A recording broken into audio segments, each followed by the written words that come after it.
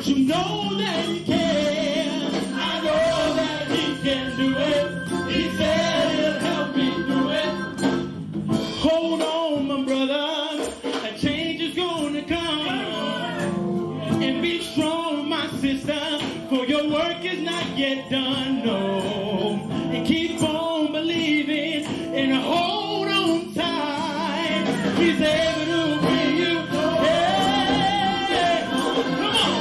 He's able. Don't you know that he's able today? Say, he's able. God, we give you praise. He's able. I know that he can. I know that he can do it. Come on. He's able. Somebody say it. He's able. Say, oh yes he is. He can do it. Say, oh yes he can. Say, he's able. Say, oh yes he is. He can do it. Say, oh yes he can. Say, oh yes he can. Say, oh yes he can. Say, oh yes he can. Say, oh yes he can. Say, he's able. Say, oh yes he is. He can do it. Say, oh yes he can. Say, oh yes he can. Say, oh yes he can. Oh yes he can. Say, oh yes he can. Somebody say, la la la la la da. Say, la la la la la da. Say, la la la la la da. Say, la la la la la da. Say, la la la la la da. La la la la la da. Say, la la la la la da.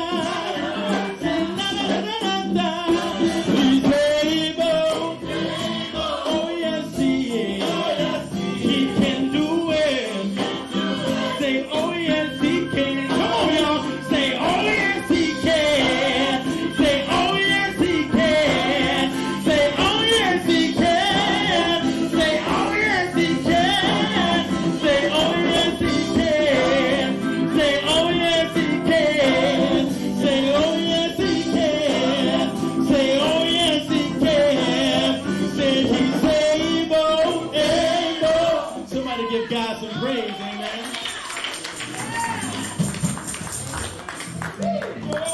Come on, somebody give the Lord a hand praise in the house.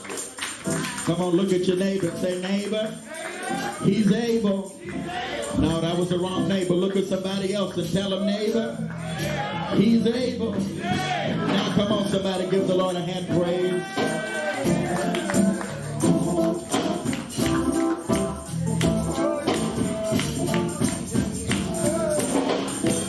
First, giving honor to God who's the head of my life. How many know God is so good? Hallelujah.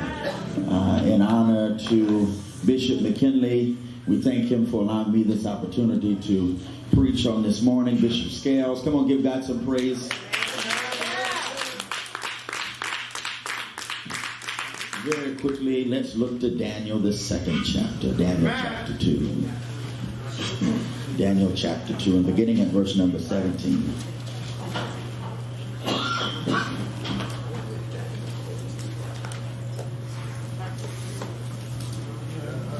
Daniel chapter 2 and verse number 17. And if you have it, say amen. Amen. Going to ask that we would stand for the reading of God's word. Amen.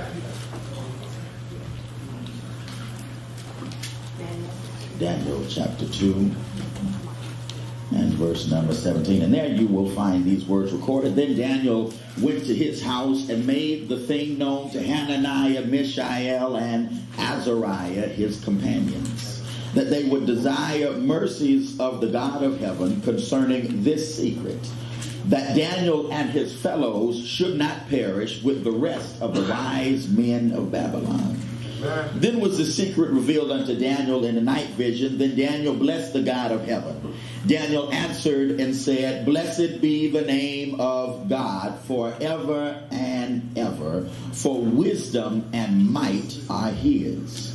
And And he changeth the times and the seasons. He removeth kings and setteth up kings. He giveth wisdom unto the wise and knowledge to them that know understanding. He revealeth the deep and secret things. He knoweth what is in the darkness, and the light dwelleth with him. I thank thee and praise thee, O thou God of my fathers, who hast given me wisdom and might, and hast made known unto me now what we desire of thee. For thou hast now made known unto us the king's matter. Skip down to the 27th verse.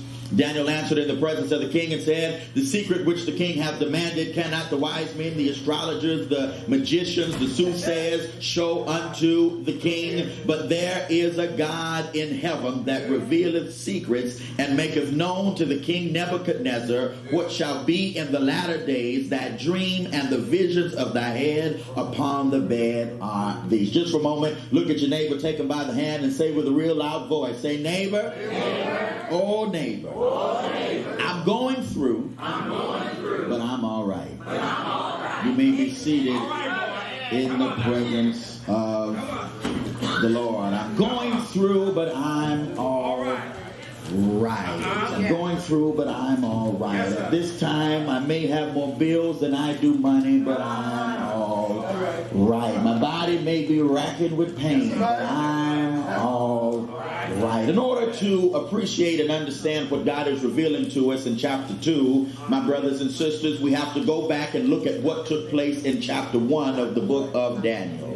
Chapter 1, Daniel and his three friends, Hananiah, Mishael, and Azariah, or Shadrach, Meshach, and Abednego, had been stripped of their ancestral heritage. They had been robbed of their history. They'd been robbed of their backgrounds. Their names had been changed. They were forced to acculturate into Babylonian society. They had to learn a new language. They had to learn a new culture. And King Nebuchadnezzar had decided that these men should be invited to sit and meet at the king's table. Daniel and the three Hebrew boys decide that they're not going to defile themselves by sitting at Nebuchadnezzar's table, and so they ate vegetables and drank water for 10 long days. And after 10 long days, the Bible declares that they were more fatter and fairer than any of the councils of Babylon, because they took a risk and God was by their side. That's right. My brothers and sisters, allow me to suggest to you that whenever you risk it all for God, God is sure to stand by your side.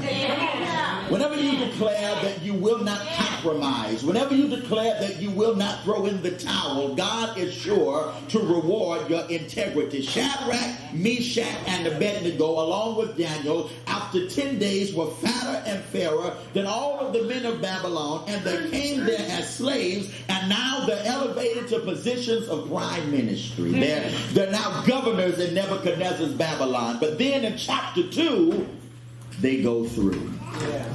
Their position of prominence and prestige is now being threatened. Everything that they have refused to compromise about is about to fall out from underneath them. Here's the story. Nebuchadnezzar has a dream, and he calls in his astrologers, his magicians, all the Chaldeans, all the soothsayers, the wise men in his kingdom, and he calls them into counsel with himself because he wants them to give him the interpretation of his dream. Are you following me this morning? Nebuchadnezzar says to the astrologers, he says, listen, I want you, I need you, as a matter of fact, to interpret my dream. And they say to him, well, O king, what is your dream so that we can interpret you the dream? And Nebuchadnezzar says, I need you to tell me the interpretation of my dream without me letting you know what the dream is. Because if you're wise men and your astrologers and your magicians, you ought to know what the dream is before I tell you. They look at him and say, oh king, no man can know what you're trying to ask us. No man can know the interpretation of your dream unless you first tell us what the dream is. And then Nebuchadnezzar says, what am I paying you for? What are you doing close up to me and you don't even know what I'm dreaming? Let me put a pin right there. Ladies and gentlemen, I have discovered that the problem with a whole lot of us in here right now is we're surrounded by people who don't know what I dream in.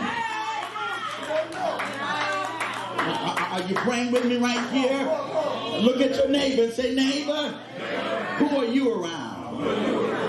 Yeah, he signs a decree that all of the magicians and wise men and astrologers and Chaldeans, every wise person in Babylon is now to be put to death. And that includes Daniel, because the Bible says that Daniel is 10 times more wiser than they are. And so the captain of Nebuchadnezzar's host, who preserved Daniel with the vegetables and water, goes to Daniel with a decree signed by Nebuchadnezzar himself that Daniel, who is 10 times wiser than any man in the kingdom, ought to be put to death. Yeah. Daniel's been elevated to prime minister, and now Daniel's going through.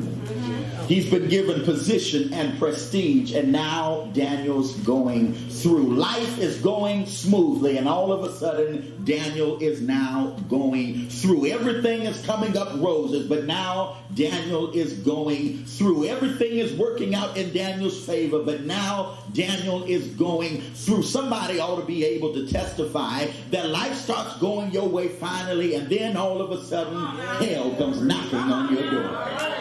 A parent is sick and you've got to take care of them for years. You work on the job and all of a sudden you get laid off. You plan your retirement and now you've got to take care of your grandchildren and your grown children. Am I talking to anybody here? You plan for life to go a certain way and all of a sudden something comes to disrupt everything you've worked so hard to establish. I need somebody to help me testify that even though you love God, even though you come to church, even though you read the Bible, just because you're a Christian don't mean you won't go through. Are you praying with me here? You've got to be awfully immature to think that every day is going to be a good day, but somebody ought to know that some days are better than other days, and some days, if it's not one thing, it's another. I heard somebody say, especially when you get over 50. I was talking to somebody a little over 50, and they said that their right shoulder was hurting. And then if it's not your shoulder, it's your leg that hurt. And if it's not your leg, it's your back that hurts. If it's not your back, your washing machine goes out. If it's not your washing machine, you get a flat trying to come to church. If it's not a flat, then you got to slap one of your kids down because in the words of Bishop, they're smelling themselves.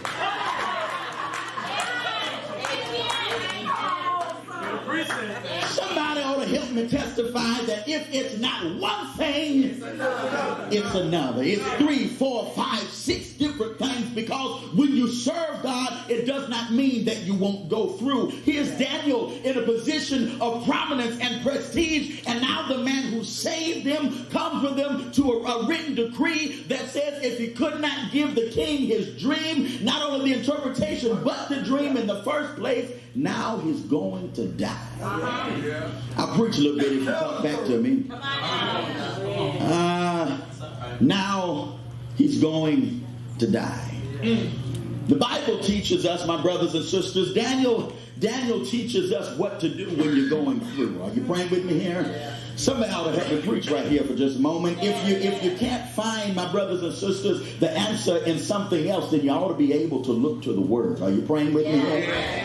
You can't find the answer in the bottom of a bottle of Grey Goose. That won't be able to help you. You can't find the answer in the bottom of a dime bag of Granddaddy Perk. That won't be able to help you, my brothers and sisters. But you ought to be able to understand that every now and then when you go through, you got to be able to talk to somebody who's able to do exceedingly and abundantly and above all that you can ask or even think. Sometimes your problems, your troubles, my brothers and sisters, will get so bad that you got to get down on your knees and say, God, I can't fix this. I don't know what to do about this. I've tried everything. I've tried counseling. I've tried sending them to school. I've tried everything I know how to do. If you got to use me, Lord, use me. But all I know is this problem's got to be fixed. So here's the first response that Daniel gives us when we're going through. Daniel goes to find Shadrach, Meshach, and Abednego, and he says to them, whatever you're doing, stop it right now. I need you to help me pray.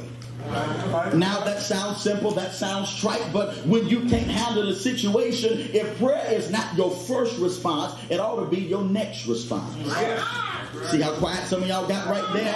We're so self-absorbed, we're so technologically savvy that we look for answers online. Come on, talk back to me here. I mean, we're so into this stuff that most of us really don't even bring our Bibles to church anymore. You've got your iPad, and while I'm preaching, you're searching the internet, my brothers and sisters. See how quiet some of y'all got right there? I don't have anything against that, but I don't have a problem with that, my brothers and sisters. But then we find everybody on Facebook. But I've discovered that if we get our face out of Facebook and get it into the book, we might be all right.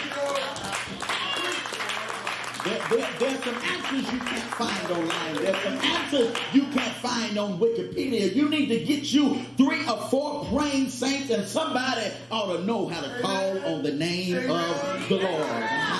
I don't understand people nowadays, Bishop. People don't want you to know what they're going through. I don't understand that you've got trouble in your family, on your job. You don't want nobody to know what's going on. But listen, when I'm sick and when I'm in distress, I want everybody who knows how to call on the name of Jesus to call on him on my behalf. When I'm in trouble, I want everybody who knows how to pray to call my name before the Lord. Somebody ought to help me testify that if you pray and you pray right, God hears and answers prayer. I need somebody here who knows that they've had a prayer answered before. I need somebody who knows that if you trust and never doubt, he will surely bring you. I need somebody who knows how to pray. And I'm not talking about now I lay me down to sleep. I pray the Lord my soul to keep. I'm talking about when your soul is in trouble and the only words that can come out of your mouth are, Father, I stretch my hands to thee.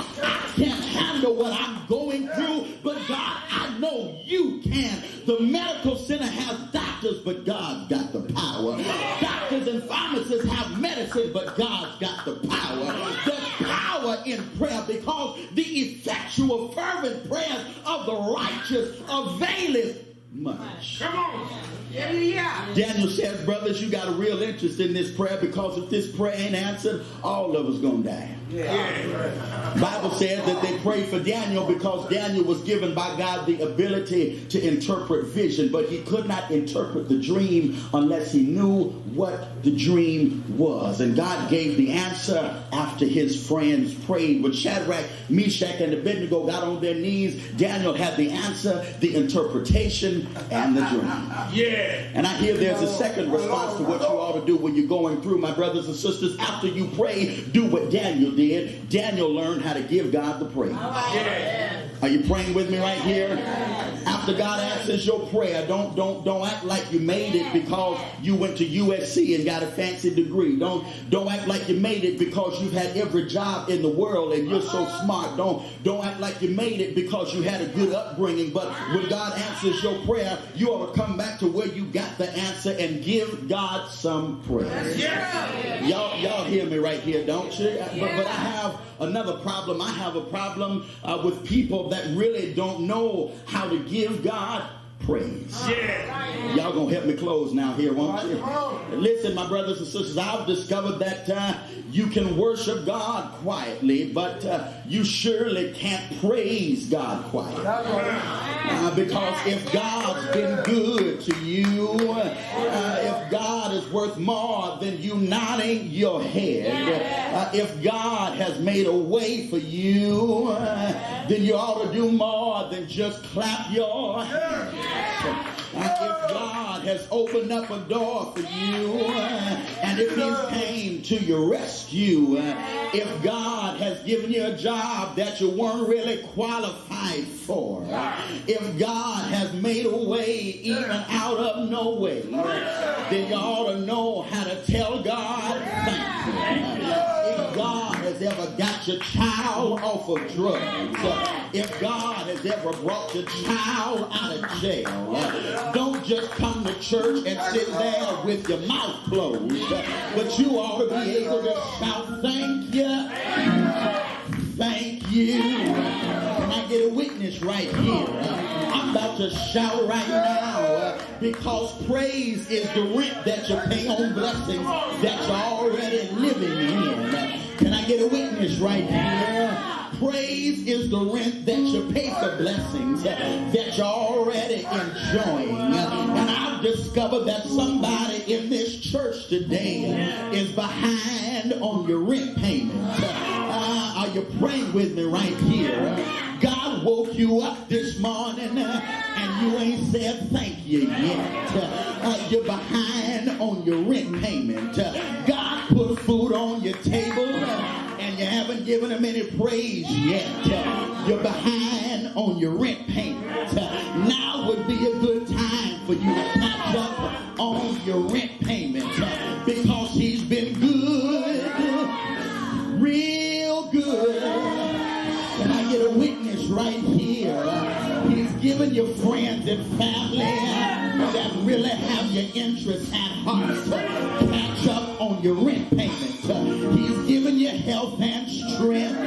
Catch up on your rent payment. Your mama and daddy are still here. Catch up on your rent payment. I may not be that old, but the older I get, the louder I praise God. Because there are people younger than me that are not standing here right now. So thank you. Yeah. Somebody ought to catch up on your rent payment. The more it blesses me, you ought to tell him thank you. The more he makes a way, you ought to tell him thank you. Every time you wake up, thank you for what you've already done. Can I get a witness right here? And if you don't do anything else, he's already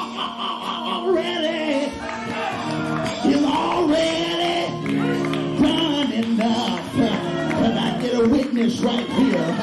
I understand that every now and then we get in our feelings.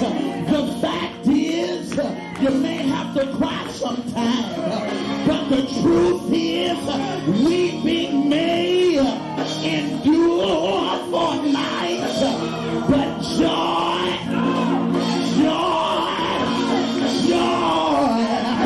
is coming in the morning. Can I get a witness right here? If you came this morning to give God some praise, you've got to watch what section you sit in, because everybody didn't come to give the Lord praise. Can I get a witness right here? Somebody came to criticize. Somebody came to say it don't take all that. But speak for yourself, because if I'm honest, he made a way when there was no way. Turn my midnight into day. Has he ever tried your weeping eyes? Has he ever paid a late bill? Has he ever made a way when there was no way?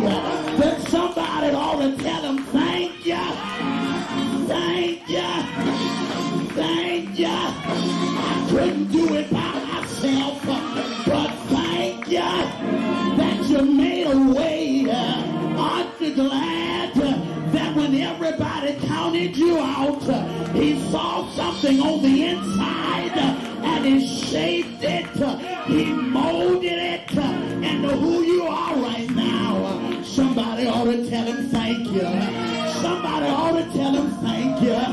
Somebody ought to tell him thank you. My soul was sinking deep in sin, far from the peaceful shores, very deeply stained within, sinking to rise no more. But the master of the sea, he heard my despairing cry, and from the waters he lifted me, and now safe am I. That's not your testimony. I've got another one for you. At the cross, where I first, that's not your testimony. Blessed assurance, that's not your testimony. Look at your neighbor and say, neighbor, you better get a testimony. Yes, he woke me up this morning.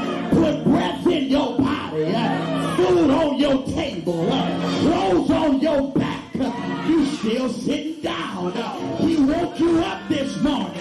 Put breath in your body. Food on your table. Clothes on you still sitting down. He woke you up this morning.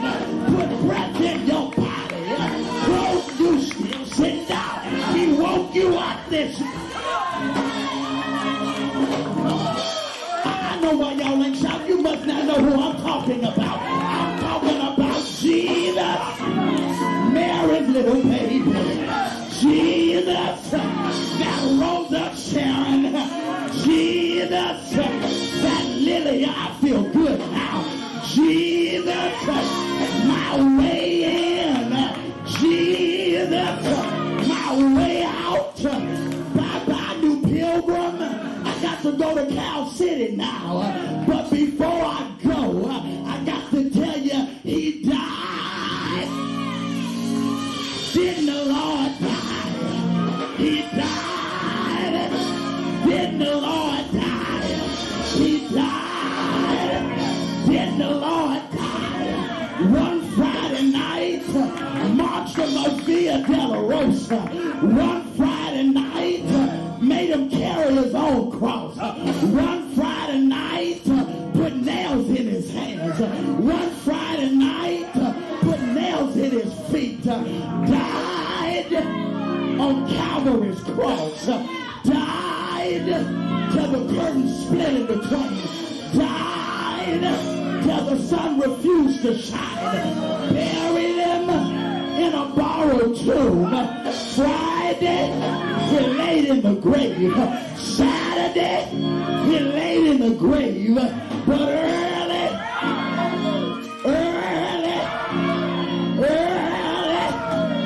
Sunday morning, he got up with all power in his hands. Is there anybody glad that the Lord got power? Look at your neighbor and say, neighbor, I'm so glad that the Lord's got power. I may be going through right now, but I'm all right. I may have hell on every end, but I'm all right. May have bills on the table, but I'm all right. Doctors gave me a bad report, but I'm all right. Friends turned their backs on me, but I'm all right. Yeah.